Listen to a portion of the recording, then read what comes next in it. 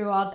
Today we're talking about important documents that are easy to put to the bottom of the to-do list, and that's wills. Absolutely. We often find that clients have put off doing a will because they are fearful of the process. But today we thought it would be useful to give you a walkthrough of what an initial wills meeting looks like. The first meeting, which is usually no obligation and lasts about an hour, is a friendly chat face-to-face or over Teams to understand your situation and what you are wanting to achieve through your will. We will start by asking you questions about your family, which includes immediate and wider family. And not just that, we don't just want to see names on a page. We talk about the relationships between your family members. Are there any tensions or ongoing issues that we need to be aware of? Is anyone particularly vulnerable or in need of support?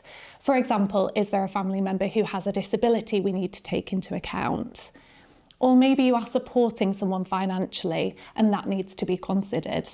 While your will can be drafted in whatever terms you want, there are sometimes financial obligations that we need to take into account in the drafting process. And also, just to add to that, if someone is part of a blended family, say with stepchildren or multiple marriages, we'll look at how the will can be structured to protect everyone involved.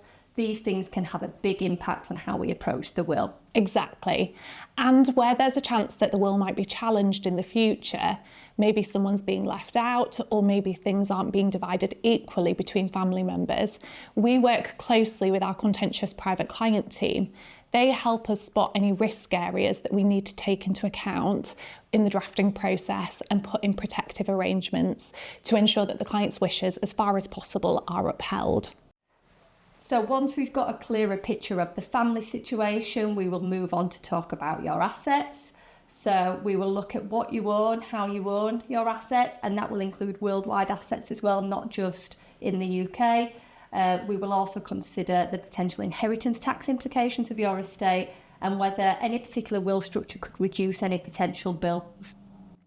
It's really important to remember that certain assets will actually not pass under the terms of the will, and we need to take those into account in the process. So, for example, we'll consider jointly held assets, pensions, life insurance, and death in service benefits, and we will check that the nominations are up to date in respect of these assets. We will also look at assets in different jurisdictions, and we may recommend putting in place wills in those other jurisdictions to deal with those assets.